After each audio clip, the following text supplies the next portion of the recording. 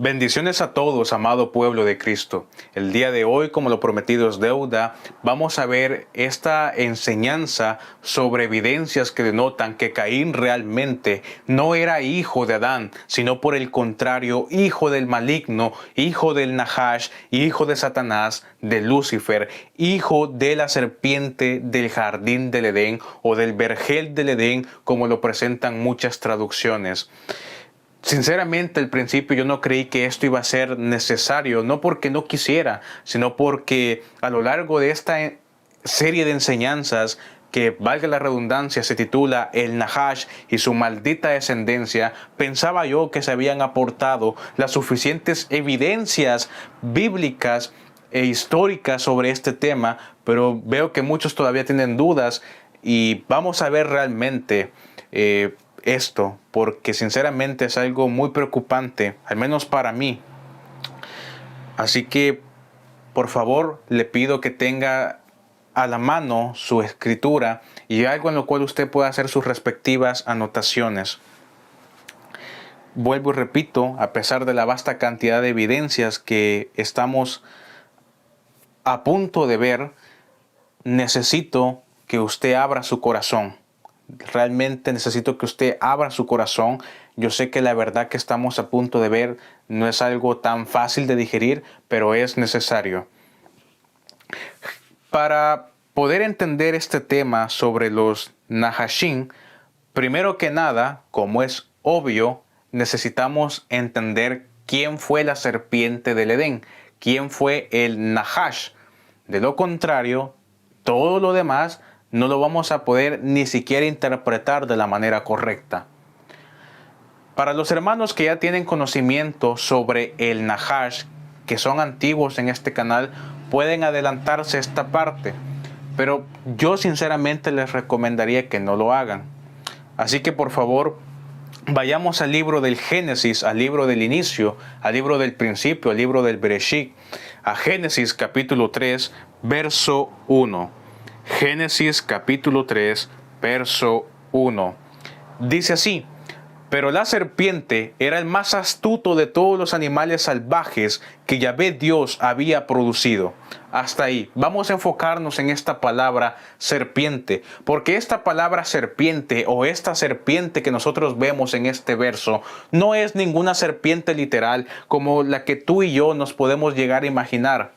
Esta palabra no hace referencia a una anaconda, a una boa, a una serpiente de cascabel, a una cobra, para nada. Esta palabra serpiente en el hebreo antiguo es Nahash. Esto significa ser resplandeciente, cuyo brillo es como el oro, sumamente pensante, astuto, un ser que concibe la autoridad e imagen de Dios, criatura silbante y andante. Ahora bien, esta palabra Nahash desde el hebreo tiene una raíz secundaria, la cual es Nachshon. Esto significa encantador, alguien que lleva a cabo encantamientos, por ende, alguien que lanza hechizos, que obra en sortilegios, un ser capaz de obrar mediante artes que se conectan a lo sobrenatural. Vamos viendo realmente quién es esta serpiente. Ahora bien, también esta palabra Nahash tiene una raíz primaria, la cual es Nakhash, lo cual significa susurrar al oído un conjuro mágico, individuo que es adivinador, agorero, hechicero, sortílego. Y de esta raíz primaria, Nakhash, viene o se produce una raíz secundaria, la cual es Nakharai o Nakhrai, lo cual es bufador, individuo que resopla con ira, que manifiesta su enojo, alguien cuya expresión es de enojo o de enfado. Esto ya nos revela mucho de esta supuesta serpiente, entre comillas, que tentó a Eva. Ahora bien, qué interesante que todas estas cualidades, atributos, características que envuelven al Nahash son las mismas que literalmente envuelven a los Nahashim, la estirpe de Caín, a los cainitas, tanto del pasado como de la actualidad. Porque evidentemente los Nahashim los cainitas no fueron exterminados en el diluvio de la época de Noé. Ese es un gran error y un gran engaño que se le ha dicho a la iglesia. Por si fuera poco, todas estas características, cualidades y atributos son los mismos atributos que rodean al querubín caído, es decir, a Satanás, a Lucifer. El Señor lo reprenda. El mismo texto sagrado nos presenta que nuestro adversario es este Nahash que tiene intimidad sexual con Eva. Yo sé que este alimento es fuerte, pero es necesario. Y es una gran desgracia realmente que muchos mal llamados pastores que conocen esta verdad, que tienen información acerca de este tema, engañan a sus ovejas. Apocalipsis capítulo 20 versículos 1 al 2 dice: y vi un ángel descender del cielo que tenía la llave del abismo y una gran cadena en su mano, y prendió al dragón, a aquella serpiente antigua que es el diablo y Satanás, y le ató por 1000 años. ¿A quién prendió? A aquella serpiente antigua. Esta serpiente no era una serpiente literal a las que tú y yo conocemos en la actualidad. Era una criatura humanoide, reptiloide, resplandeciente, un nivel por debajo del hombre y a la misma vez superior en el área del pensamiento. ¿Por qué no era una serpiente literal? Bueno, número uno, porque las serpientes literales ya se arrastraban sobre la tierra. La misma maldición que Dios le da a la serpiente lo pone en manifiesto, pues vemos que Dios le dice: sobre tu pecho andarás y polvo comerás. Si esto fuera una serpiente literal, no tiene sentido que Dios le maldiga a que se arrastre sobre la tierra, porque ya debería de hacerlo. Es como si Dios en la actualidad le dijera a un ser humano: te maldigo a que veas por tus ojos. Señor, eso ya lo hago. Te maldigo a que camines con tus pies. Eso ya lo hago. Te maldigo a que hables por tu boca. Ya lo hago, Señor. La maldición podría ser: te maldigo a que hables por tus codos, que camines con tus ojos, que hables mediante los dedos de tus manos. Número 2. La segunda parte de la maldición dice: pondré enemistad entre tu simiente y la simiente de la mujer. Esta palabra simiente en el hebreo es sera, en el griego es esperma. En ambos significa espermatozoide, linaje, descendencia de individuos, descendientes. Pero también vemos que dice que pondrá enemistad. Una enemistad es una relación de enemigos que procede de una amistad. Antes de la caída, la comunidad de los Nahashim tenía una estrecha relación de amistad con los primeros padres de la humanidad, es decir, con Adán y con Eva. La comunidad de Nahashim, por si fuera poco, había sido aprobada como algo bueno, pues Dios mismo, nuestro Dios creador, las había hecho. Génesis capítulo 1, versículos 24 y 25 ponen manifiesto lo siguiente: y dijo Dios: produzca la tierra seres vivientes según su género, bestias, animales salvajes, animales del campo y serpientes. Y fue así. Y Dios hizo animales de la tierra según su género, y ganado según su género, y todo animal que se arrastra según su propia especie, y vio Dios que era bueno. La palabra serpientes que vemos aquí en Génesis capítulo 1 viene del hebreo remes o remes. En ambos casos significa reptil, aquello que se mueve, reptil, y ojo aquí, o cualquier otro animal que se mueve velozmente. Entonces, cuando vemos en la escritura la palabra serpientes en el capítulo 1, hace referencia efectivamente a serpientes literales, pero también va a algo más de ahí.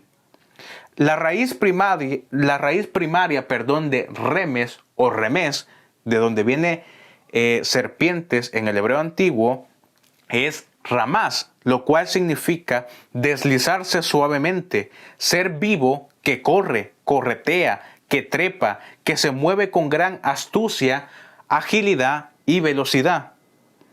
Vemos aquí, a raíz del escudriño, que sí hace referencia, como lo he mencionado, a una serpiente literal, pero a su vez va encubierto otro ser, pues ¿qué serpiente literal puede correr? Porque para correr se necesitan patas en los animales y pies en los seres humanos. Una serpiente carece de ello. Por si fuera poco, vemos que también significa que puede corretear velozmente. ¿A quién corretea? ¿Con quiénes está correteando? Y que puede trepar con gran agilidad, con gran astucia y con gran velocidad. Una serpiente literal no te hace esto. Veamos también otras características de esta serpiente, entre comillas. Veamos otras características del Nahash. Al leer y estudiar de la manera correcta el capítulo 3 del Génesis, nos damos cuenta que la serpiente es muy superior al resto de animales dentro y fuera del vergel del Edén, del jardín del Edén. Por ejemplo, punto número 1, la serpiente, entre comillas, el Nahash, logra perfectamente hablar con Eva. De manera sorprendente, entiende todo lo que Eva argumenta. Número 2, podía ver. Punto número 3, podía escuchar. Punto número 4, tenía la capacidad de pensar. ¿Qué se necesita realmente para pensar? ¿Te has puesto tú a pensar en ello? Punto número 5, esta supuesta serpiente percibe el tiempo y la naturaleza del tiempo, es decir, el pasado, el presente y el futuro. Dice Génesis capítulo 3, la serpiente le dice a Eva, con que Dios os ha dicho, pasado, no moriréis, presente, mas sabe Dios que el día que comáis de él, seréis como dioses, sabiendo el bien y el mal, futuro. Otro punto muy importante, el Nahash percibe la existencia de Dios. Tenía conocimientos del bien y del mal, porque recordemos que le dice a Eva, sabe Dios que cuando probéis de él, seréis como dioses, conociendo el bien y el mal. Como una serpiente, si se supone que era literal, iba a saber qué era el bien y el mal. Muchos han argumentado con tal de no creer en esta verdad bíblica que aparentemente esta serpiente ya sabía del bien y del mal por el pecado y podría parecer a simple vista como algo lógico. El problema es que en el contexto de Génesis capítulo 3 aún no se daba la caída. En este verso la caída todavía no se había producido. La tierra no estaba bajo maldición. También la serpiente hace ver a Dios como un mentiroso, pues le dice, no moriréis, sino que sabe Dios que el día que de él comáis serán como dioses. Es decir, pone de manifiesto como si Dios fuese un ser mentiroso. Además de percibir a Dios, percibe también a otros dioses, es decir, a otros seres espirituales. La serpiente, entre comillas, tiene conocimiento del huerto, es decir, acerca de botánica. Sabe cómo está ubicado el Edén y el jardín del Edén. En otras palabras, tiene conocimientos de geografía. Por si fuera poco, el Nahash, esta supuesta serpiente, ya contaba con experiencia en el área sexual, experiencia que ni Adán ni Eva tenía. Recordemos que en los dos capítulos anteriores al capítulo 3 del Génesis, uno de los mandatos de Dios al terminar por completo su obra fue que todo reptil, serpiente, animal del campo, animal salvaje, bestia, ave de los cielos y criaturas marinas produjeran frutos de su misma especie, es decir, que se multiplicaran mediante la intimidad sexual para poblar la tierra, los cielos, y la profundidad de los mares. Ahora bien, de manera más profunda, vemos en el verso 1 que se nos menciona que la serpiente era astuta. Esta palabra astuta en el hebreo antiguo es Arún o Aurán. En ambos casos significa prudente, avispado, cuerdo, sensato, perspicaz. Ahora, de Arún, que se traduce como astuta, hay una raíz primaria, la cual es Orén o Aurón. Estas dos significa mañosa o mañoso para obtener algo, manipulador, manipuladora para conseguir lo que se desea, lo que quiere, presentarse ante otro u otra meramente desnudo o desnuda en el sentido literal, es decir, en el sentido sexual. ¿Por qué una supuesta serpiente se ha de presentar desnuda ante Eva? Cierto es que en la actualidad, debido a la cultura un tanto loca que se vive en muchas redes sociales, Facebook, YouTube, Instagram, Snapchat, Twitter, TikTok, mucha gente tiene la costumbre, la mala costumbre de hecho, de ponerle ropa a sus animales. Pero ningún animal nace con suéter, amigo mío. Ningún animal, por muy bonito que sea, te van a hacer con un pantalón o con una chamarra. Así que como por qué una serpiente se presentaría desnuda frente a Eva. Vemos que también la serpiente le dice a Eva, no moriréis. Y esto tiene un gran peso, porque en el contexto del pasaje no se habla de una muerte física, sino de una muerte espiritual. Y esto es más complicado, ya que, ¿cómo sabía el Nahash que Eva no moriría en el sentido espiritual? ¿Cómo una serpiente va a conocer que tú no has de morir en el sentido espiritual? Así como esto, hay muchas otras evidencias de lo sucedido entre el Nahash y Eva. Hubo una inmoralidad sexual, una mezcla de genéticas entre la mal llamada serpiente y Eva. Esto queda evidenciado en otros pasajes del Nuevo Testamento. Un ejemplo sobre esto lo encontramos en palabras del apóstol Pablo hacia su hijo amado en la fe, Timoteo. Acompáñeme por favor a 1 de Timoteo capítulo 2, verso 14. 1 de Timoteo capítulo 2, verso 14. Dice así, y Adán no fue engañado, sino la mujer fue quien, seducida, se hizo culpable de transgresión.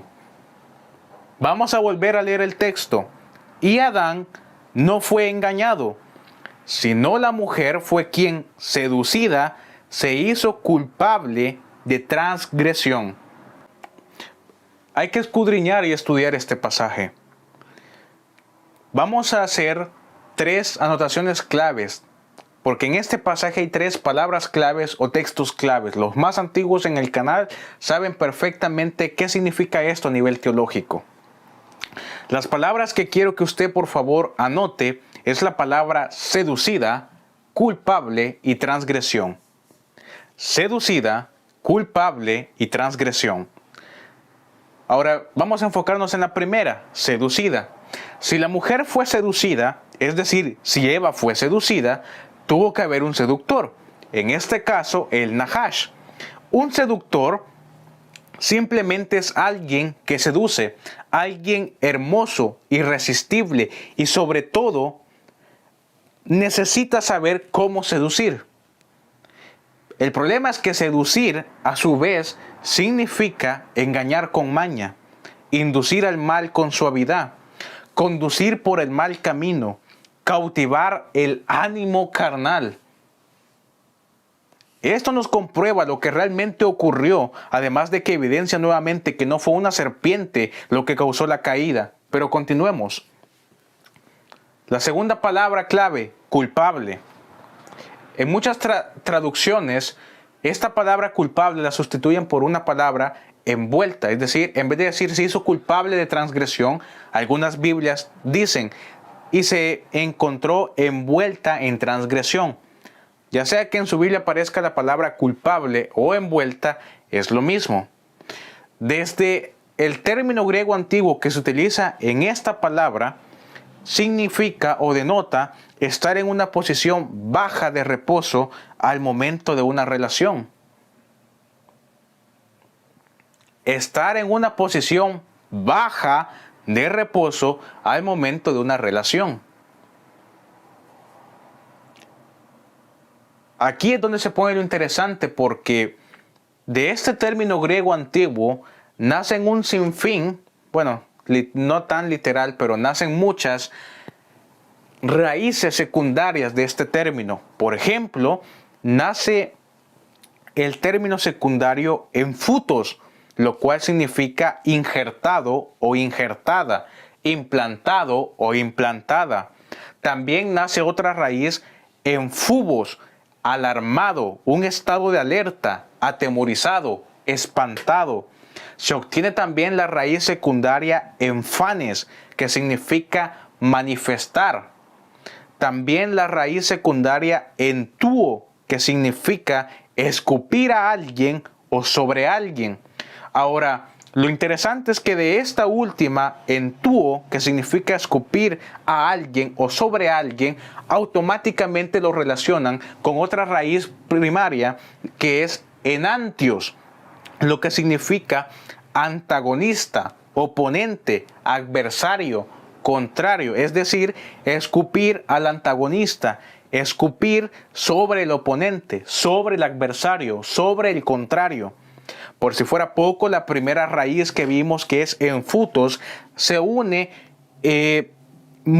relaciona con la raíz primaria enancalizomai, que significa abrazar, estar abrazado o abrazada, tomado o tomada de los brazos por otro.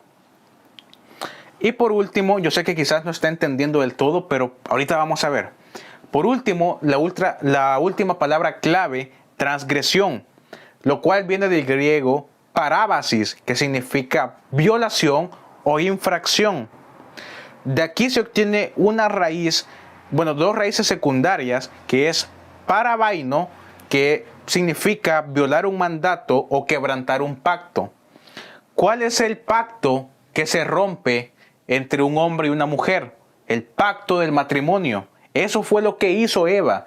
Eva quebrantó el pacto del matrimonio que tenía con Adán al seducirse, al fornicar, porque esa es la palabra correcta, al fornicar con esta serpiente, con el Nahash, con el mismo Satanás, con Samael, como algunas otras Biblias lo traducen. ¿Cuál es el mandato que se viola? El del matrimonio. Por si fuera poco, Eva también en un sentido espiritual ya había violado el mandato que Dios les había dicho. No comáis, no le toquéis para que no muráis. Ahora bien, de este término, de esta raíz parabaino, se desprende otra raíz que es parábates, que significa violador o transgresor. Si nosotros logramos unir todas las definiciones de estos términos que son utilizados por el apóstol Pablo, el texto desde su escritura original nos está diciendo lo siguiente: y Adán no fue engañado, sino la mujer, es decir, Eva, quien fue descubierta tomado de los brazos del oponente, del Nahash, en una posición baja al momento de la infracción, mientras quebrantaba el pacto matrimonial. Al ver a Adán que la mujer, Eva, era injertada, manifestó un estado de alarma, un estado alarmado, de espanto. La mujer, Eva, se hizo culpable de la transgresión y Adán, escupió al oponente, al Nahash. Vemos que aquí la palabra o lo que se nos revela es que Eva fue injertada. Hubo un proceso de injertación. Hubo un proceso para poder injertar. En otras palabras, esto de injertar significa trasladar una parte del cuerpo a otra. Trasladar o colocar una fracción de la semilla. Semilla no debemos de olvidar que en hebreo es cera, en griego es esperma, una parte del semen, del espermatozoide. Colocar una fracción del semen, de la semilla, del espermatozoide a otro o a otra sin llevar su propio riego sanguíneo. Así fue como se produce realmente el nacimiento de Caín. Ahora, Vemos también, si nosotros no nos olvidamos, que dos de los últimos raíces que acabamos de ver es entuo y enantios, escupir al antagonista, al oponente, al adversario. Y en este caso fue Adán el que hizo esto al Nahash. Pero ¿qué representa realmente escupir a alguien? Escupir a alguien representa faltar el respeto a otro individuo, humillar a otro. Pero antiguamente esto simbolizaba colocar una maldición amarga a otra persona o a otro individuo, a otra criatura. Esto se relaciona mucho con lo dicho en Génesis capítulo 3, versos 14 y 15. Dijo pronto Yahvé Dios a la serpiente: por haber hecho esto, maldita serás tú entre todas las bestias, animales salvajes y animales del campo. Te arrastrarás sobre tu pecho y comerás el polvo todo el tiempo de tu vida. Pongo pues perpetua enemistad entre ti y la mujer, y entre tu linaje y el suyo. Este te aplastará la cabeza, y tú le has de morder el calcañar.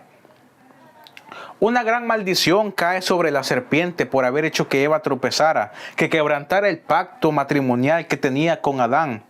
Para finalizar con el escudriño de este capítulo 3, vemos también otras características muy importantes que nos expanden más la vista de lo que realmente pasó. ¿Cuál fue el pecado? ¿Por qué se produjo la caída de nuestros padres? Número 1. Al momento que Adán y Eva pecan, rompen el mandato de Dios.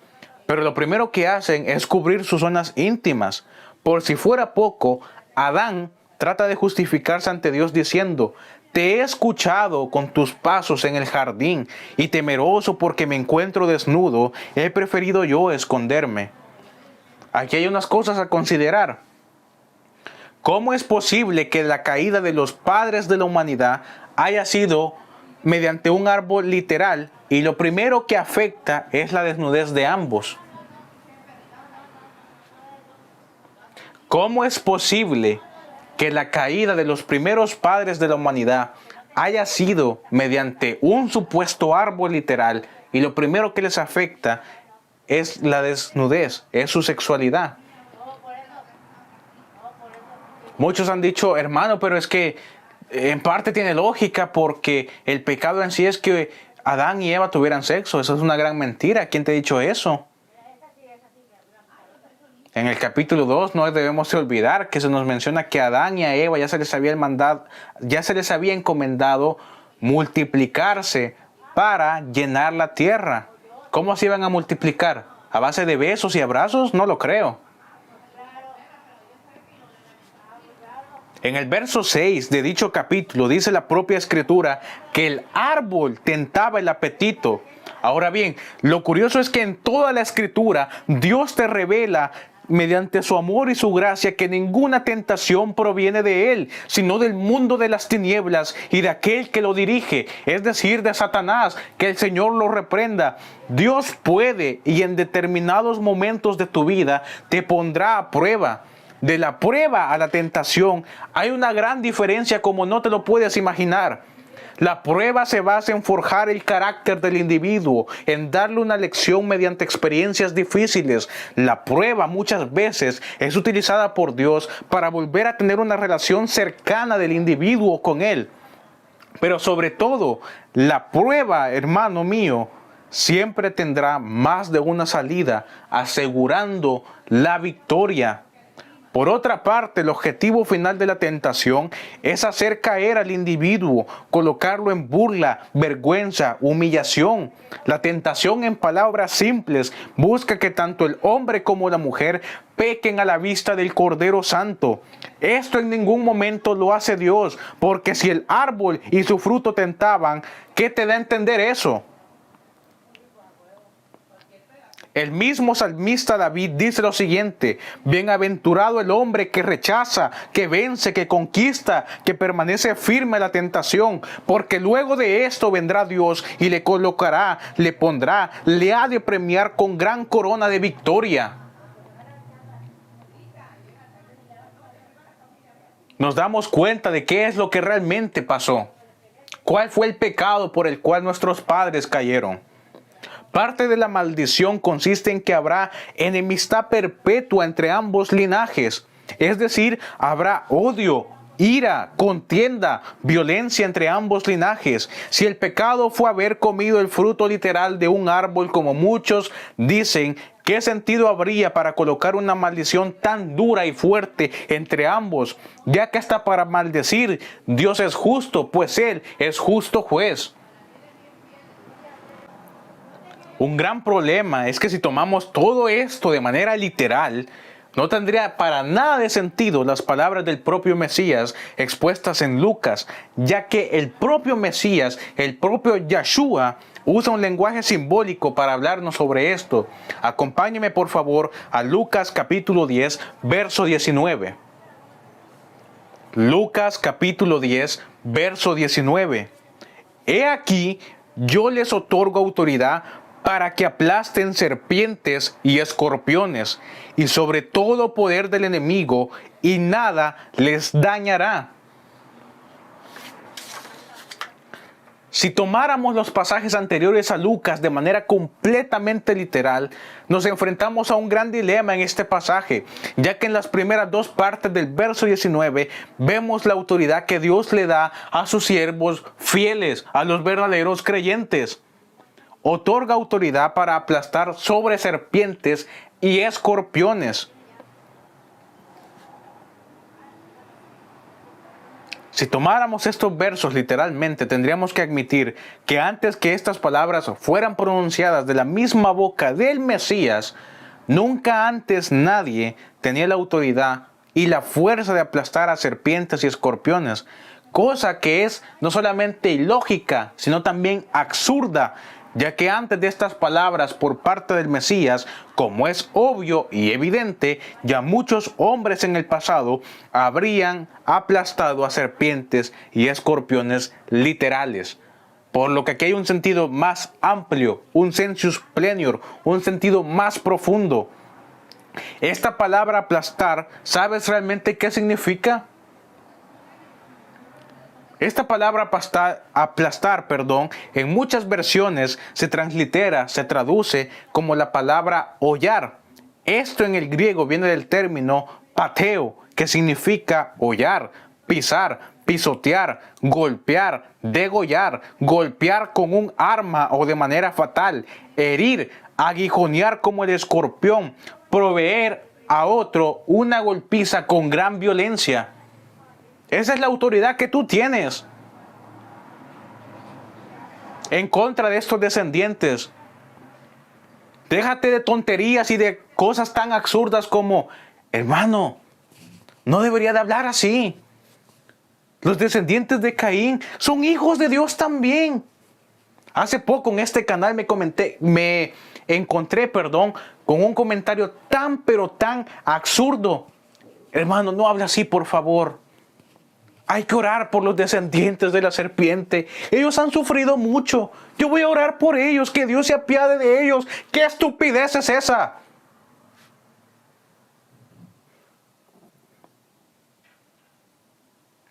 ¿Qué tontería tan grande es esa, hermano? Esta es una guerra. Son tus enemigos. Dios mismo ya te dio el permiso, te dio la autoridad.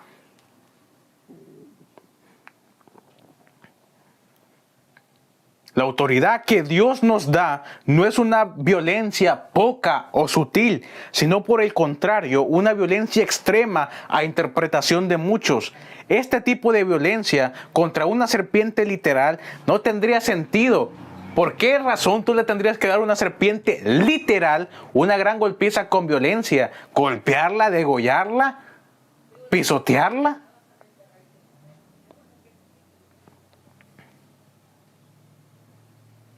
Cristo habla aquí en el sentido espiritual, ya que gran parte de los Nahashim evidentemente fueron exterminados por Josué, por el rey David y, como es obvio, por el gran diluvio de la época del patriarca Noé. Con esto cerramos la explicación profunda del capítulo 3 del Génesis. Por supuesto, al exponer estos temas, yo sé que siempre hay una contraparte. En este caso, al exponer este tema, o misterios como algunos le han titulado, muchos toman estas enseñanzas como basura, como mentira, como blasfemia, como porquería, inclusive como herejía, de acuerdo a lo que se relata en Génesis capítulo 4, verso 1. Y por supuesto, tenemos no solamente una respuesta, sino muchas, que realmente lo de Génesis capítulo 4, verso 1, no lo tendrías que tener en cuenta. En el sentido de que, bueno, es que la Biblia dice que Adán conoció a Eva y ésta parió a Caín.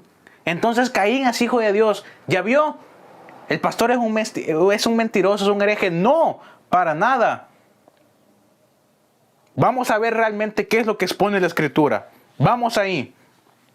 Génesis capítulo 4, verso 1. Tú tienes que entender que estos pasajes, quien no logra detectar esto, realmente está muy perdido en esta información bíblica.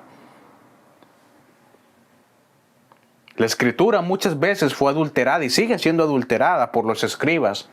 Escribas que casualmente son los eneos. Los eneos son los miembros de la tribu de Caín, los descendientes de Caín que portan el linaje del Nahash, hijos del maligno, genéticamente y espiritualmente. Génesis capítulo 4, verso 1 dice: conoció Adán a su mujer, la cual a su vez concibió y parió a Caín, diciendo: he alcanzado por gracia de Yahvé un varón. Hasta ahí.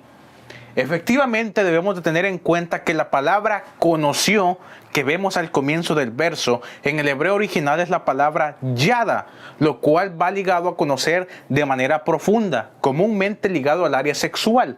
Es decir, que aquí hubo sexo, intimidad sexual. Hicieron el amor. La Biblia Peshitta aramea y la Nueva Traducción Viviente te lo dice de manera literal, por lo que aquí la Escritura te está diciendo lo siguiente: Adán y Eva tuvieron intimidad sexual, a su vez Eva concibió y parió a Caín.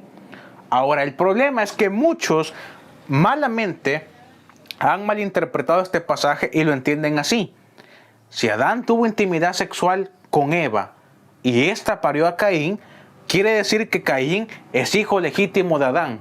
Fin. Qué manera tan, pero tan mediocre de escudriñar las Escrituras. La Escritura no dice eso realmente. Déjame presentarte algunas evidencias. Número 1, en la primera versión de la Reina Valera de 1909, en la primera versión, no en la segunda, ni en la tercera, ni en la que se lanzó el año pasado, ni la del 2012, ni la letra ampliada, en la primera versión literal de la Reina Valera de 1909, en el pasaje que vimos anteriormente sobre Pablo hacia Timoteo, dice: y la mujer fue seducida sexualmente por la serpiente. Adán no fue engañado, mas sí Eva, a quien la serpiente atrapó por medio de la seducción, y fue envuelta esta en transgresión. Número 2. En toda la Escritura, Caín no aparece en la lista genealógica o en la lista de descendientes de Adán.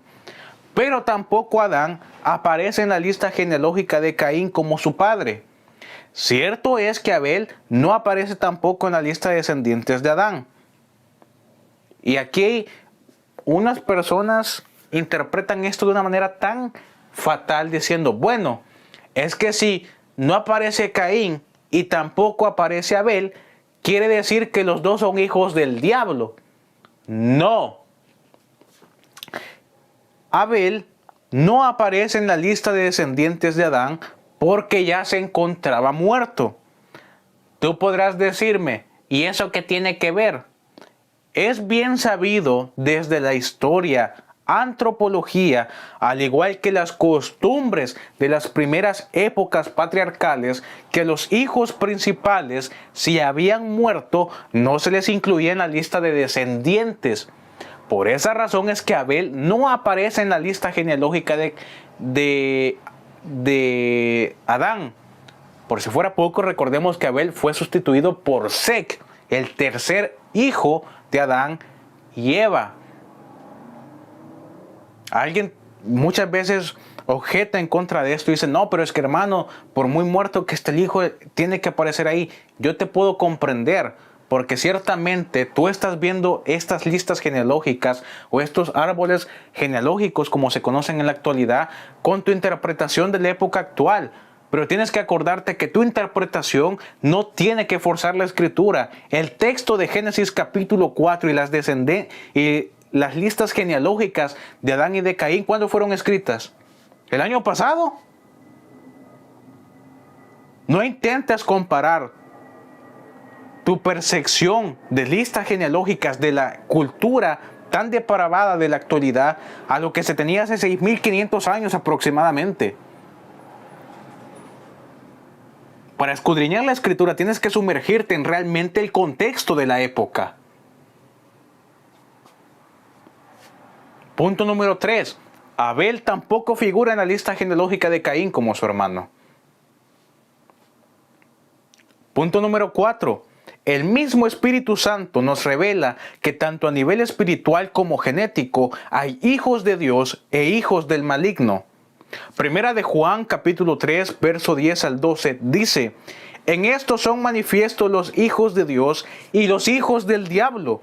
Cualquiera que no hace justicia y que no ama a su hermano no es de Dios. Porque esta es la anunciación que habéis oído desde el principio, que nos amemos unos a otros. No como Caín, que era del maligno y mató a su hermano. ¿Y por qué causa le mató? Porque sus obras eran malas y las de su hermano eran justas. Ahora bien, quiero por favor que usted me acompañe. De entrada vemos que nos es revelado que en la tierra existen hijos de Dios e hijos del diablo. Esto es a nivel espiritual y genético. Muchos han interpretado estos pasajes como si el apóstol Juan solamente hablase de manera espiritual. Y es un problema, porque aun si dijéramos que estos pasajes son a nivel espiritual, tendríamos que admitir que Adán era el mismo Satanás, pues en el verso 12 se nos confirma, no como Caín, que era del maligno. Veamos por favor la primera parte del verso 12 y profundicemos en esto. No como Caín, que era del maligno. Tres palabras claves que usted tiene que notar. La palabra como, la palabra era y la palabra maligno. La palabra como viene del griego katos, que significa semejante, conforme, exactamente, a la medida, directamente. La palabra era viene del griego ané, que significa apartado o apartada, morar, moraba, recibía, ardía, atado, bautizar, ser bautizado, hablaba. Y la palabra maligno viene del griego ponairos, que significa estar fatigado, maldad, adolorido, agonía y miseria que acompañan a la verdad. En otras palabras, aquí se nos revela lo siguiente: no como Caín, el cual era directamente, conforme, semejante, exactamente a la medida de Satanás. Este fue apartado y atado al maligno. Con este moraba y hablaba, y por él fue bautizado. En el griego recordemos que la palabra era también significa bautizar, ser bautizado. No podemos decir que fue bautizado por Dios, ya que Dios mismo le colocó una fuerte maldición. El mismo Caín sale voluntariamente de la presencia de Dios. Sale de la poca y nula relación que tenía con el Rey de Reyes, y nunca más se nos muestra en la Escritura que éste tuviera el ánimo de regresar con el Altísimo. No podemos decir que fue bautizado por Abel, porque Abel ya se encontraba asesinado por sus propias manos. Tampoco podemos decir que fue bautizado por el patriarca Adán, ya que deberíamos aceptar entonces, vuelvo y repito, que Adán era el maligno. Cuestión que definitivamente no tiene nada de lógica. Cierto es que Adán cayó, pero incluso en su naturaleza caída buscó al Santo de los Santos, pidió perdón y mostró frutos de verdadero arrepentimiento, cosa que Caín en ningún momento hizo. Y el mismo Mesías te dice a ti, el Hijo solamente hace aquello que le es enseñado por el Padre.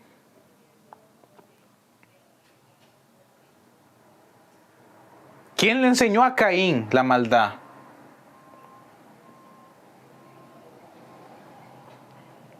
Más importante aún, ¿a quién bautizó Caín? Recordemos, la palabra era en el griego, que significa ané, también significa bautizar. ¿A quién bautizó Caín? ¿Te has puesto a preguntar? Caín bautizó a sus dos hijos, bueno, a su hijo, y en la ciudad que fundó, Enoc. Tanto la ciudad como su hijo. La palabra Enoc, el nombre Enoc, significa dedicado a, entregado a, iniciado en. Si ni el hijo ni la ciudad fueron dedicados al servicio del Cordero Santo, ni tampoco fueron entregados para la obra del Rey de Reyes, y tampoco fueron iniciados en los estatutos, mandatos y justicia del anciano de días, ya te has de imaginar a quién fueron dedicados, a quién fueron entregados y en qué fueron iniciados ambos, tanto el hijo de Caín, al igual que la ciudad que fundó. Ya hemos visto antiguamente que las mujeres que se unieron a los ángeles, de donde vienen los gigantes, ¿de dónde fueron obtenidas? De la ciudad de Enoc. ¿Y quiénes estaban ahí en la ciudad de Enoc? Mujeres cainitas, mujeres que portaban el linaje maldito de la serpiente. A Caín mismo le acompañó gran agonía y miseria. Esto lo vemos desde que le es colocada la maldición por parte de Dios, y el mismo Caín se queja por el severo castigo que le da. Número 5. Aún si lo mencionado anteriormente en el punto 4, es decir, en lo que acabamos de escudriñar, no te basta, basta con retroceder un verso atrás y nos daremos cuenta de la magnitud del tema que se expone en Primera de Juan. Es Juan humanamente hablando, pero espiritualmente movido por el Espíritu Santo. Primera de Juan, capítulo 3, verso 9. Todo el que es nacido de Dios no practica el pecado, porque la simiente de Dios está en él y no puede pecar porque es nacido de Dios.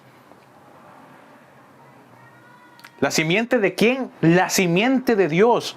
Simiente en hebreo, sera, en griego, esperma. La simiente, el linaje, la semilla, es un descendiente o un remanente. De esta palabra simiente se obtienen dos raíces secundarias. La raíz espeiro, que significa sembrador, sembrar, alguien que ha sido sembrado. Y la raíz espao, alguien sacado de una generación, sacar. ¿Sacado de qué generación? Sacados de la generación de Seth, que portan el linaje del hombre, un remanente del primer hombre, Adán, descendientes de Seth, descendientes de Adán. La misma palabra nacido que vemos dos veces en el verso corrobora esto. Nacido del griego genao, que significa nacido, engendrado, dado a luz, alguien que ha sido parido, alguien que salió en proceso regenerado o regenerada, que fue procreado o procreada. También se obtiene una raíz primaria, que es genos, que significa familia, parientes, salido de una familia, proveniente de parientes. ¿De quiénes somos provenientes? De Adán y de Seth, sacados de un linaje humano, sacado de una generación que está al servicio del Cordero Santo. Alégrate, amigo mío, porque no portas el maldito linaje de los Nahashín. Han habido muchas mezclas, sí, es verdad, pero yo ya expuse cómo saber quién es hijo de Caín, quién porta la genética de Caín. Y si estás aquí y aceptas esta verdad, siéntete alegre. Muchos son los llamados, pocos los escogidos. El trigo está dispuesto para el reino, pero la cizaña está dispuesto para ser quemado en el fuego. Las ovejas son benditas, los cabritos son malditos. Alábale que Él vive, amigo. Gloria y alabanza sean a Él. Ese es el poderoso Rey al cual servimos. Número 6.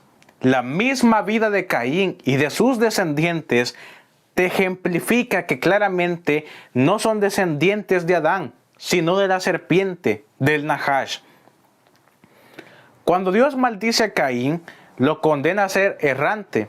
Además que le menciona que por mucho que trabaje la tierra, ésta no volverá a darle fruto, por lo que Caín muy probablemente se dedicó a algo más, muy probablemente a la herrería, ya que el nombre o la palabra Caín desde el hebreo significa herrero. Así que el mismo nombre de Caín puede ser un símbolo de aquello a lo que se dedicó. Caín portaba gran conocimiento, ya que recordemos que logró fundar una ciudad, la ciudad de Enoc. Muchos sugieren que aquí empleó su conocimiento en la rama de la herrería, mientras que los descendientes de Adán sencillamente se dedicaban al pastoreo de ovejas. El comentarista y doctor Alfred Edersheim menciona que la ciudad que fundó Caín, o sea, la ciudad de Enoc, sirvió como los primeros fundamentos del reino en el cual gobierna el espíritu de la bestia, el espíritu del anticristo. Por si fuese poco, toda la descendencia de Caín apuntaba solamente a la codicia de los ojos y a la codicia de la carne.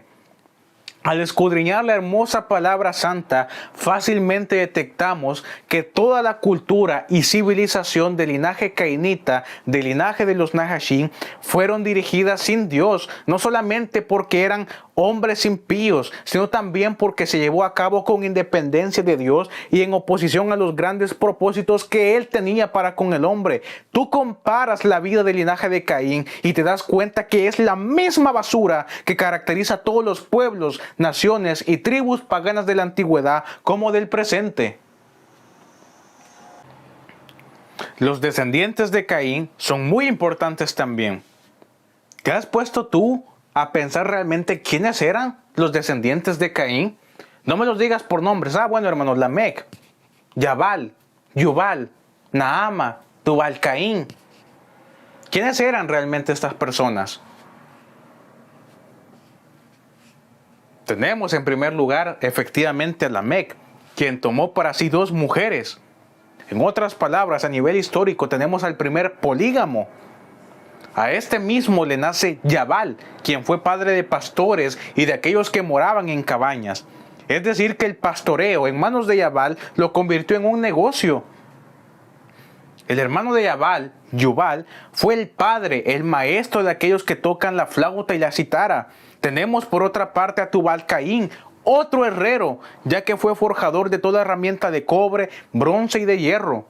Caín y su descendencia tenían conocimiento, riqueza y experiencia en artes musicales y en el arte de trabajar los metales. Todo esto se vincula directamente con la serpiente, ya que la serpiente también representa el conocimiento, la sabiduría y la experiencia. Antiguamente por sumerios y acadios ya conocían a Satanás Lucifer.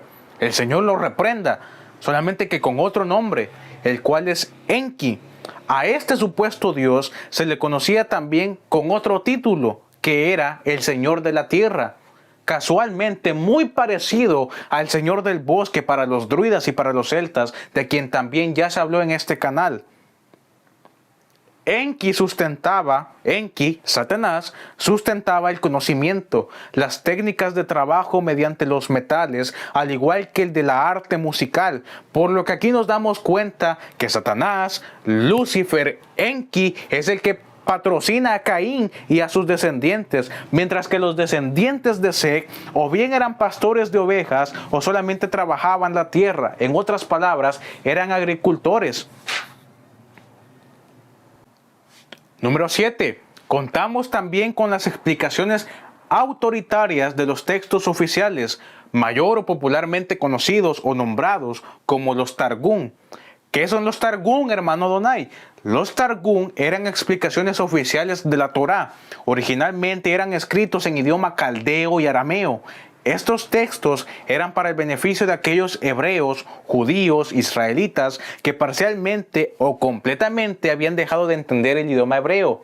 Recordemos que esto ocurrió muchas veces porque el pueblo de Israel era entregado, era llevado en cautiverio entre tribus y naciones, pueblos, países paganos, inconversos, mundanos, y muchas veces los israelitas adquirieron de estas naciones a las cuales eran llevados cautivos toda la manera religiosa y otros dioses. El Targum de Jonatán en Génesis 4:1 dice lo siguiente: y Adán conoció a Eva, su esposa, quien fue preñada por el ángel Samael, y ella concibió y dio a luz a Caín. Y él, Caín, fue como los seres celestiales y no como los terrenales. Y ella dijo: he adquirido un hombre con aquel que pertenecía al Señor. El Targum Onkelos en Génesis 4:1 dice: Adán conoció a su esposa Javá, quien había deseado al ángel Samael, y ella concibió y concibió a Caín. Y ella dijo: he adquirido un hombre, y añadió haber concebido de su esposo Adán a sus gemelos, incluido a Jabel, es decir, a Abel. Qué interesante que en ambos Targum mencionan a Samael. ¿Quién es Samael? Muchos piensan que Samael es el veneno de Dios, el ángel supuestamente de la muerte, lo cual es falso. Samael solamente es otro nombre o epíteto más de Satanás, Lucifer. Para los judíos, en cuestión del vulgo, piensan que Samael es el príncipe de los demonios. En la tradición rabínica, Samael es el demonio de la tormenta. Muchos otros le adjudicaron como el Dios supremo del trueno. ¿No te recuerda algo eso, el Dios del trueno? Zeus para los griegos, Thor para los nórdicos, Techús para los hurritas, Baal Hadad para los fenicios y a los cananeos, el dios Sek para los egipcios, el dios Braham para los armenios, el dios Evielturdos para los tarasianos, el dios Tlaloc para el pueblo azteca, y así la lista sigue. Muchos rabinos llegaron a la interpretación de que Samael, montando una serpiente, fue hasta donde estaba Eva y la sedujo. En el gran diccionario demonológico se cuenta que su compañera, la compañera de Samael, es Lilith, otro pedazo de estiércol fétido de quien ya se habló también aquí en el canal. Samael y Lilith aparentemente tienen relaciones sexuales y procrean cientos de demonios. Estos rigen la violencia y la destrucción. También Samael es aquel que causa la desolación y la ruina. Hay una contraparte desde el tiempo antiguo, el cual asegura que Samael es el hijo de Satanás, siendo así Satanás el rey excelso del infierno y Samael el príncipe excelso del infierno. Lo curioso del caso es que tanto Samael, Lucifer, Baal, Baalzebú, Belzebú, Enki, Thor, etcétera, etcétera, etcétera, están fuertemente conectados con Saturno. Qué coincidencia tan grande que tanto a Saturno como a Lucifer se les asocia como estrellas y estrellas del alba. A Lucifer literalmente en la gran cantidad de Biblias inglesas se le titula Lucifer Morning Star, Lucifer estrella de la mañana. Un dato interesante es que la ciudad de Roma era originalmente conocida como Saturnia o la ciudad de Saturno. La ciudad del dios Saturno, la ciudad entregada a Satanás, quien también es Baal, otro epíteto de Satanás. Fue del vulgo romano de donde procede la Saturnalia, una fiesta que muchos a día de hoy siguen practicando, incluso los supuestos grandes creyentes. Saturnalia, por si no lo sabías, en la actualidad es tu gran estúpida Navidad. Bienvenida a la Navidad, hermano. ¿Que a qué le estás dando la bienvenida realmente?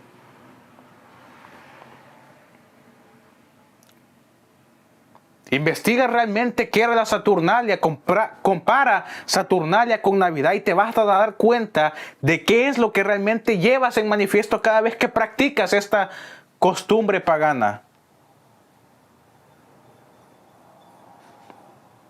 En los grandes diccionarios ocultistas, Saturno fue de suma importancia para los druidas, para los celtas, pero también para la religión de Mitra. Los cartaginenses y todas las culturas antiguas le ofrecían al dios Saturno, Baal, Satán, Luzbel, Lucifer, el príncipe de la potestad del aire, el dios de este siglo, y así como se le conocen, sacrificios humanos de niños, un acto cruel que desgraciadamente aún no ha desaparecido entre diversas culturas, sectas, grupos y religiones. Y lo más triste de esto es cuando una mujer, entre comillas creyente, con aires más de cristiana que de creyente, abandona el camino de Dios y nada más porque necesita de algún favor, va y entrega a sus hijos a manos de Satanás, a manos de Saturno, a manos de Samael, a manos de Baal.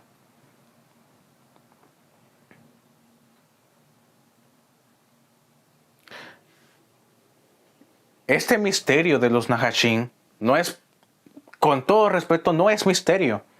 El problema es que el ser humano de la actualidad está tan, pero tan, con todo respeto, distraído e idiotizado en cosas sin sentido que ni se da cuenta cuando los medios le bofetean con la verdad.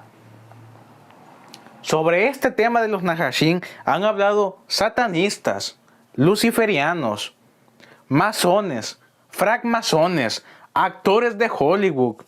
Han hecho películas, series, caricaturas, videojuegos que probablemente tus hijos o incluso tú han jugado y ni te has dado cuenta.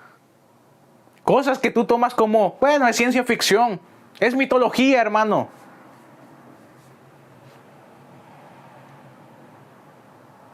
La sociedad secreta de la época de Marcos habló sobre ellos. La secta de los caballeros de la Orden del Sol menciona lo siguiente sobre Samael. Acerca de Samael, a quien seguimos y también conocemos como la serpiente del Edén, como Iblis, Caligastria, Luzbel, Lucifer, muchos no tienen conocimiento sobre este.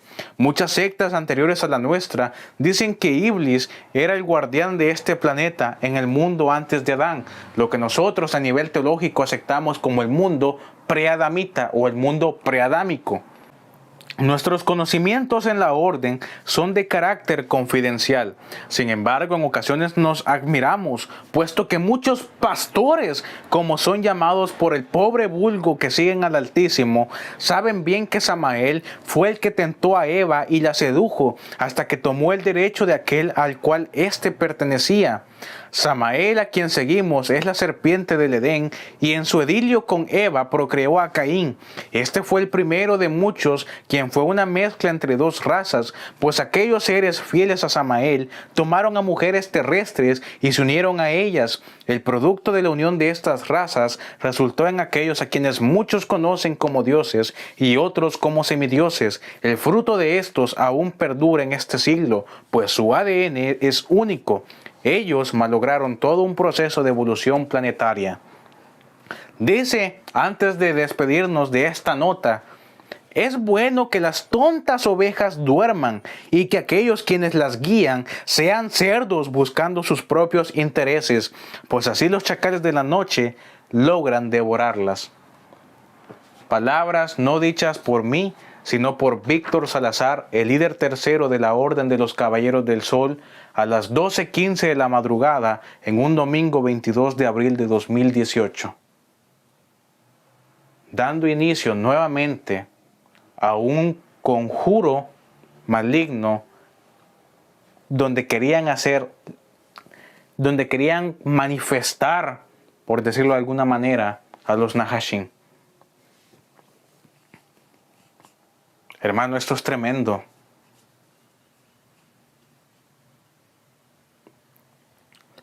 Regresando a los Targum, tanto el Targum de Jonatán como el Targum Onkelos, nos dicen ambos que Eva había deseado a Samael. La palabra deseado obviamente viene del término desear. Desear a su misma vez significa aspirar a la posesión, disfrute o conocimiento de una cosa, expresar deseo por cumplir una orden, querer o anhelar que acontezca o no algún suceso. Qué interesante lo que Eva manifiesta hacia Samael, Satanás, Lucifer, serpiente del Edén, Nahash. De aquí obtenemos otro argumento a favor de que Caín era hijo de la serpiente, ya que en el capítulo 3 del Génesis, en medio de las maldiciones que Dios coloca a la serpiente y a Eva, además de la enemistad que hubo, hay y habrá entre ambos linajes, vemos que específicamente en el verso 16 de dicho capítulo, Dios le da una orden a Eva. Dice, y tu deseo será para tu marido, y él señoreará sobre ti. Si el pecado fue literalmente comer un fruto literal por parte de un árbol, ¿qué sentido tiene que Dios le diga a Eva que su deseo sería para Adán? ¿Cómo una mujer puede comparar el deseo por probar un fruto literal con el deseo por probar a su marido? Honra de Dios es encubrir un misterio, mas la honra de reyes y de príncipes es indagarlo. Salomón, tercer rey de Israel, hijo de David. ¿Por qué se compara a Lucifer y a su linaje con las serpientes? ¿Por qué se compara a Lucifer y a su linaje con las serpientes?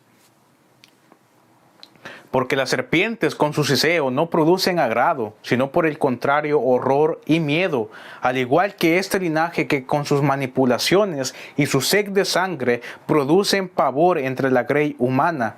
En las culturas precristianas, las serpientes eran veneradas ampliamente, pues su veneno, su mirada y la sagacidad las hacían ser criaturas enigmáticas, además de que se creía que las serpientes eran aquellas que portaban y compartían técnicas, conocimientos y sabiduría, nada diferente a como muchos las tienen a día de hoy. La serpiente es un animal astuto que con su lengua, sus labios, sus vueltas y revueltas se introduce fácilmente en todas partes, enfoca su objetivo, se arrastra sutilmente hasta alcanzar a la presa y extender su veneno hasta dar muerte al ser humano. Esta es la viva imagen de aquel que en la Escritura es llamado la serpiente antigua y sus descendientes. Pero no te preocupes, porque por mucho que la serpiente antigua pueda oponerse contra ti, yo estoy aquí para decirte que el poderoso león de la tribu de Judá, el rey de reyes y señor de señores, ha aplastado a toda serpiente.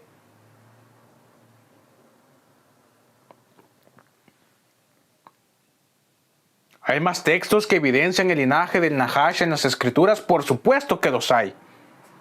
Y te los voy a decir.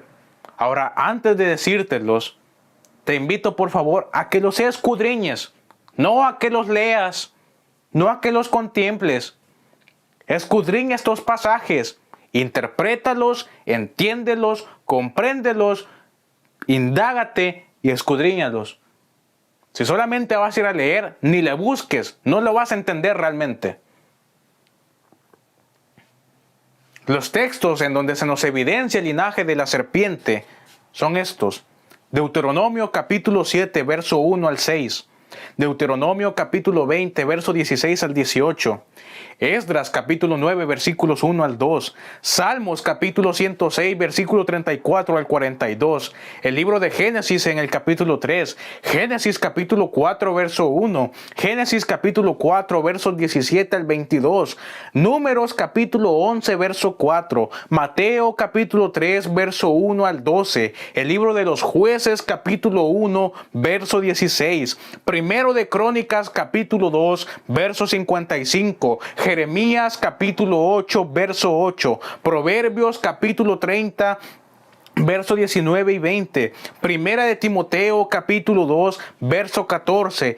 A esto, por favor, agrégale la primera versión, si te es posible conseguirla, de la Reina Valera del año 1909.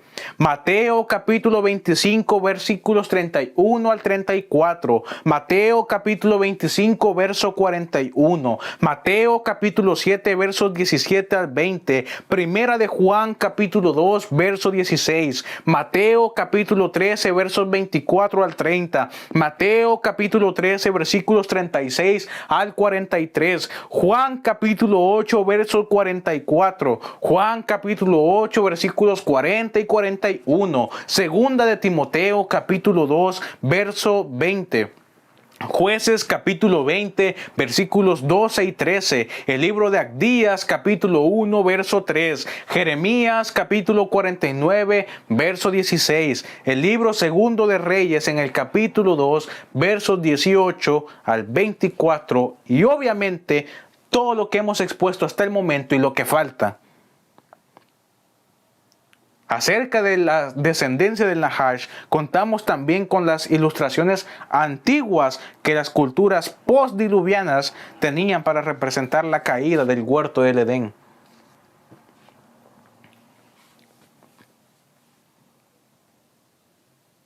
Hermano, por favor, despierta.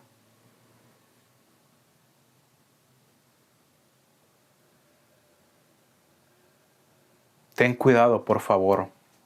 Porque en la actualidad muchos Nahashim están dentro de las iglesias. No para adorar a Dios, obviamente. Esto ya lo expuse en una enseñanza anterior. De labios cualquiera puede decir, Cristo, yo te amo. Muéstralo. Fácil es decir, Señor, Señor, ten misericordia de mí. Pero esas palabras con un fruto podrido no van de la mano. Quiero darte unos textos antiguos que demuestran la simiente del Nahash. Los Targum, como es evidente, ya los vimos, el Targum Onkelos y el Targum de Jonatán. En los apócrifos de Juan dice, ahora hasta el día de hoy, las relaciones sexuales continúan debido al jefe Arconte, el cual plantó el deseo sexual en aquella que pertenece a Adán. Y él produjo a través de un coito las copias de los cuerpos y él las inspiró con su espíritu falso. En la Biblia Kolbrin dice, el flujo fétido profanó a la mujer dando como resultado una entremezcla incompatible, pero no es todo. Enfermedades y náuseas también se están generando desde los fermentos de la implantación impura. El Talmud judío en el Yehamot 1036 dice, cuando la serpiente copuló con Eva, él le infundió con la lujuria.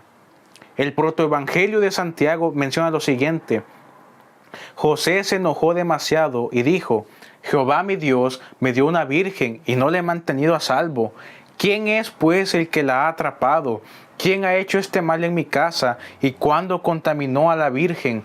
Oh Dios mío, ¿no es esta pues la historia de Adán que se repite en mí? ¿Cómo es que aquel, en la hora que él daba gracias, vino y encontró a Eva sola y le engañó? ¿Así también ha sobrevenido a mí también en esta hora? Las generaciones de Adán, dice, 8 veces desde nuestra salida del jardín, la luna se había hecho nueva. Cuando le nació un hijo a mi esposa, nosotros nos alegramos de esta llegada y en el 8º día se lo dediqué al Señor. Lo llamé Caín porque dije, hemos adquirido un varón por parte del Señor. Sin embargo, el rostro de Caín no era semejante al nuestro, parecía tener la marca de los demonios sobre él, aunque esto no fue claramente visible para el ojo exterior. El Evangelio de la Cena Secreta menciona lo siguiente, de esta manera el diablo ocultó su mal por lo que ellos no conocieron su engaño. Sin embargo, el diablo se metió en el cuerpo de la serpiente maligna y sedujo a aquella que tenía la forma de una mujer y extendió sobre su cabeza el poderoso deseo del pecado y sació a Eva con su deseo corporal mientras ella atendió a la cola de la serpiente, a la cola de la serpiente, lo cual sugiere el pene.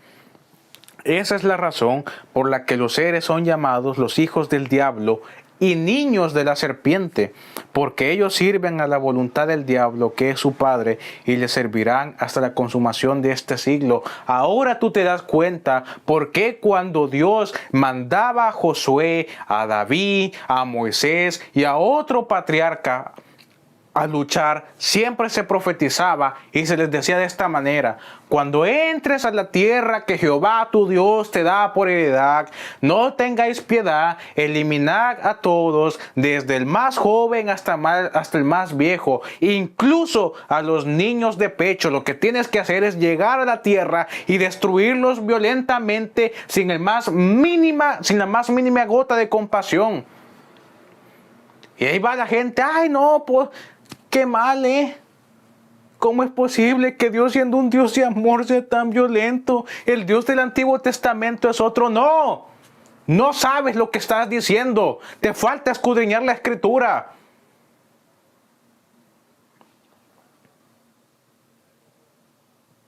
Muchos dicen: ay no, hermano, es que yo no puedo con esto porque Jesús es un Jesús de amor.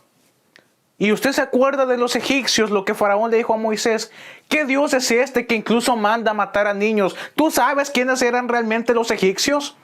¿Sabes quién fue el padre fundador del pueblo egipcio? ¿Sabes por qué ellos tenían una grande adoración a los reptiles? ¿Te has puesto a pensar en eso? ¿Sabes en dónde están cimentados las creencias de Egipto?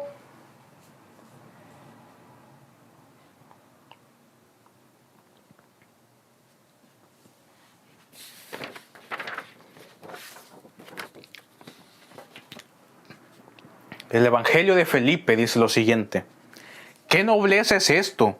En primer lugar, el adulterio entró en vigor después del asesinato, y él fue engendrado en adulterio, pues era el hijo de la serpiente, así que se convirtió en un asesino, al igual que su padre, y mató a su hermano. De hecho, cada acto de coito sexual, el cual se ha producido entre aquellos diferentes el uno del otro, es adulterio. Joven que me estás escuchando, ten cuidado con la mujer que quieres. Cuerpo bonito y palabras bonitas, pero no sabes realmente de quién es. Y eso también aplica para las mujeres. No te dejes llevar solamente por poemas, por frases, por piropos, por frases poéticas. El tipo puede tener 60,000 cuadritos en el estómago, pero al final con un maldito linaje no creo que te vaya a servir de gran bendición.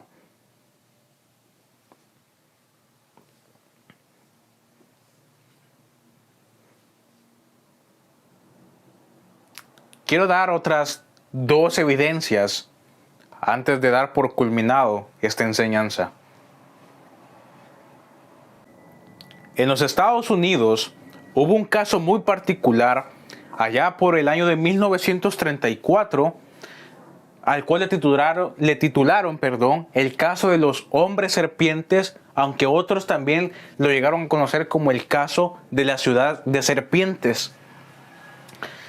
Esto se llevó a cabo en Los Ángeles, un 29 de enero del año de 1934. Los Angeles Times reportó una noticia de primera plana, la cual alarmó a ciertos lectores. En dicho artículo se mencionaba el avistamiento de ciertos seres similares al hombre, pero extraños en sí mismos, al igual que los planos de cierta ciudad subterránea, que para indagar en dicha ciudad se apoyó cierto hombre en la última tecnología de aquella época para hacer más fácil la búsqueda y evidentemente la excavación.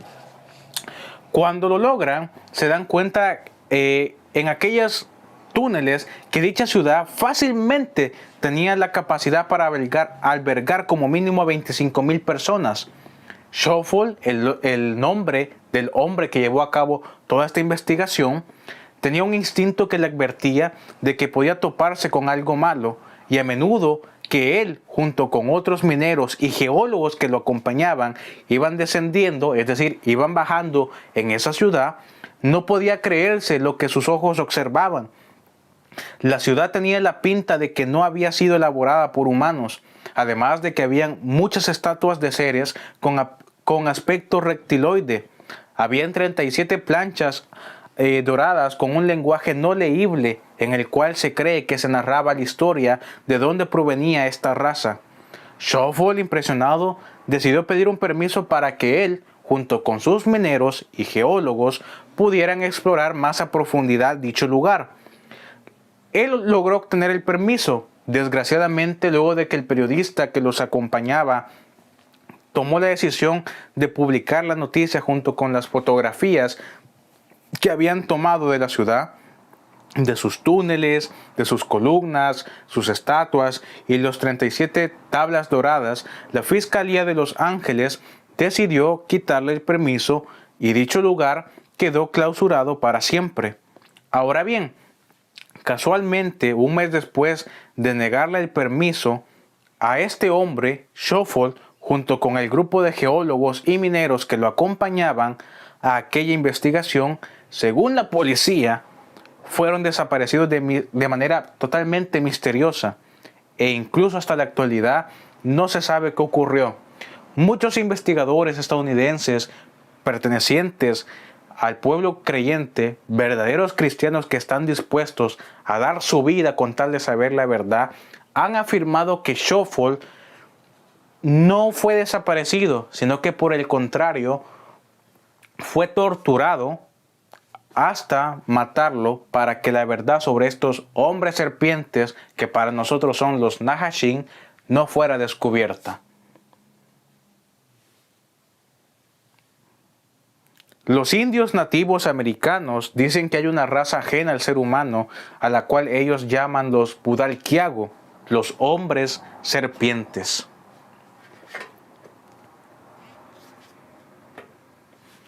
Otra evidencia más es la tabla esmeralda. No sé cuántos han escuchado acerca de ella. Según fuentes oficiales afirman que estas tablas fueron escritas por el dios Toc, un rey sacerdote atlante que también fundó una colonia en Egipto. Dicen que fue Toc el constructor de las pirámides y en Grecia se le conoció como Hermes. Otras leyendas afirman que estas tablas fueron escritas por Enoc. El único problema es que este Enoc no es el Enoc, siervo de Dios, sino el Enoc por parte de Caín. Otros dicen que fueron escritas por el dios Sek, o sea, es el mismo Satanás. No está muy clara realmente la autoría de este hallazgo, pero Maurice Doreal, el encargado de traducir estas tablas en el año de 1925, no tuvo el permiso para publicar la totalidad sobre estos textos. Aún así, esto ya nos pone en manifiesto la simiente de la serpiente.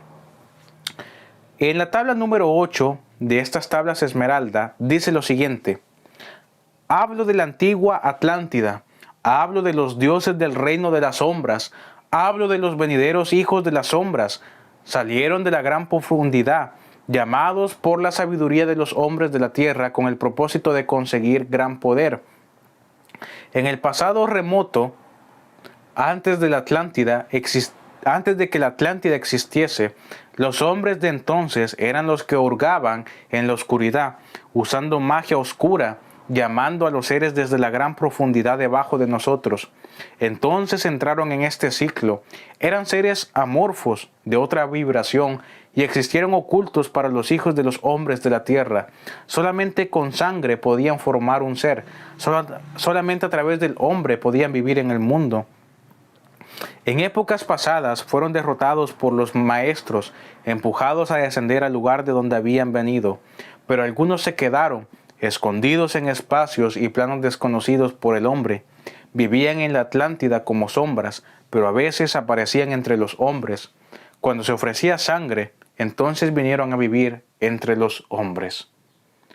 Esto obviamente no tiene nada que ver con la escritura, pero es una evidencia a nivel histórica, antropológica. Así que gracias de todo corazón por haber prestado sus oídos, por haber prestado el tiempo. Cristo los bendiga grandemente. Fue un honor para mí estar aquí con ustedes. Nos vemos hasta la siguiente enseñanza. Bendiciones a todos. La era de la humanidad se eclipsará para siempre. ¿Qué dijiste? La humanidad se eclipsará para siempre. Es la segunda vez que oigo eso esta noche, así que o compartes tus ilusiones con un general o... ¿Por qué no me cuentas al respecto? Hace tiempo, antes de escritura, antes de ciudades, el futuro del hombre era incierto porque estaba en guerra con Ofidia. ¿Ofi qué? Serpientes que caminan como hombres, adoradores de la luna.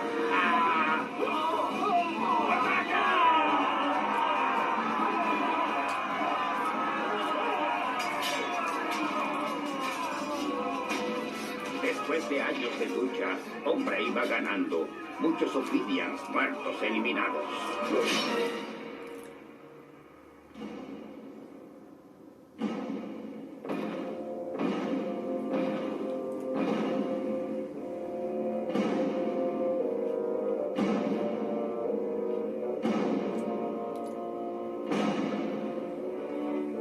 Neces, Jonan, Dota, Archatar, Dodge, Flecha, Litshon, Grieve.